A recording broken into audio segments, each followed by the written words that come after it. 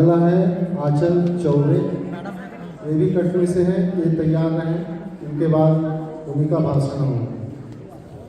मन ही मन को जानता, मन ही मन का मीत, मन के हारे हार है, मन के जीते जीत। हिमालय से हिंद सागर तक, कच्छ से अरुणाचल तक अपना आंचल फैलाए, अपनी आभा बिखेरे, माँ पृथ्वी माँ भारती को नमन। सूरज सा तेज फैला रहे मंचासीन अतिथिगण एवं राष्ट्र सेवा से ओतप्रोत सभी आगंतुक जनों का कटनी जिला का नेतृत्व कर रहे अतुल तिवारी का आदर एवं सादर प्रणाम। 15 अगस्त 1947, जी हाँ 15 अगस्त 1947 से लेकर आज 3 जनवरी 2025 तक हम गिरे, हम उठे, हम संभले, हम अगाध प्रयासों, अगाध षड्यंत्रों, अगाध कोशिशों के बाद, चाहे वह ऋग्वेद से लेकर विश्व का सबसे बड़ा लिखित संविधान हो या चांद और सूरज की कहानियां सुनने से लेकर चांद और सूरज में जाने तक का सफर, हमने एक गौरवमय सफर तय किया। आज से ठीक 2 वर्ष 4 महीने और 19 दिन पूर्व हमारे देश के विशिष्ट प्रधानमंत्री श्री नरेंद्र मोदी जी ने एक ध्येय निश्चित किया।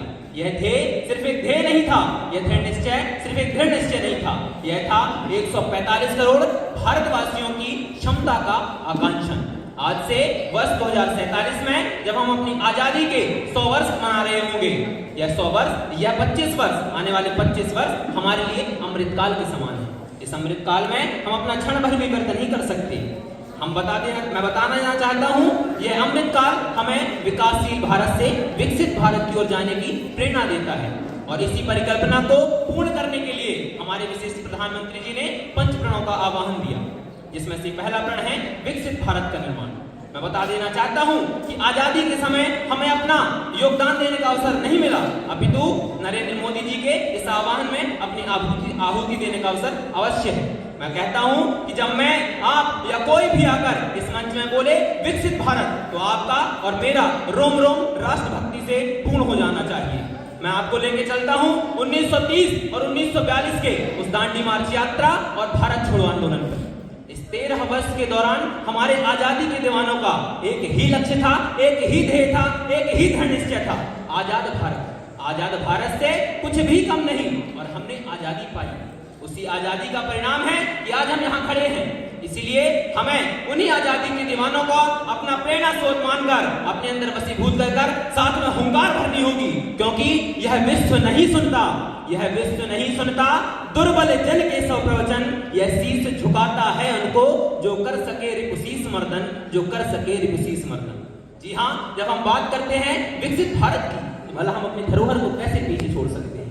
एक भारत की धरोहर या किसी भी देश की धरोहर ही उसके विकास का अभिन्न अंग होता है।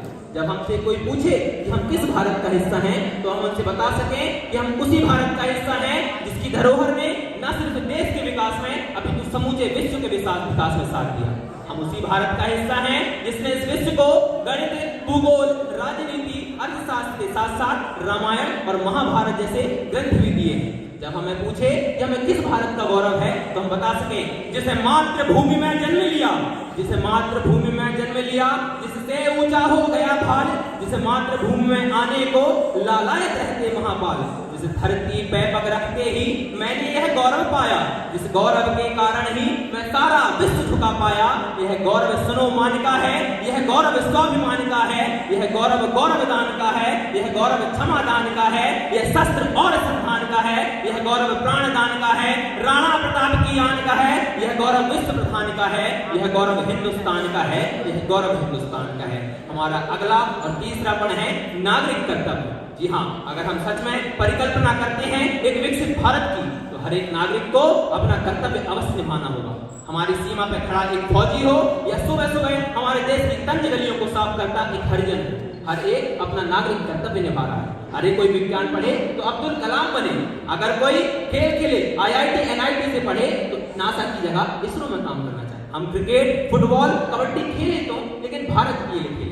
अरे रचनाएं ऐसी रची जाएं कि नोबेल पुरस्कार भारत में आए।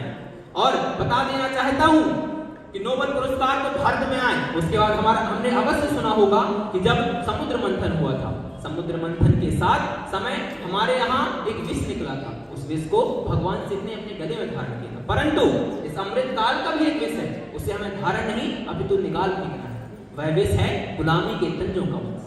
जी हाँ, हमारे देश के प्रत्येक नागरिक चाहे वो बूढ़ा, बच्चा, जवान कोई भी हो, अपने किंचित अकिंचित प्रत्यक्ष परोक्ष हर रूप से उस गुलामी के दंश को निकाल फेंकना होगा। और मैं बात करता हूँ अगले और आखिरी पंचप्रण की, वह है एकजुट भारत। हमारे आदर्श स्वामी विवेकानंद जी कहा करते थे, अगर मुझे 100 जवान एक साथ ऊर्जावान जवान मिल जाएं तो मैं इस देश की दिशा और दशा दोनों बदल सकता हूँ। अरे फिर तो हम 145 करोड़ भारतीय और 70 करोड़ युवा हैं, हमारे लिए कौन सा कार्य कठिन है। बस आवश्यकता है तो जाम मंत्र का कार्य करने वाले इन मंचों की, जो हमसे कह सके कौन सो काज कठिन जग माही, जो नहीं हो तात तुम पाही।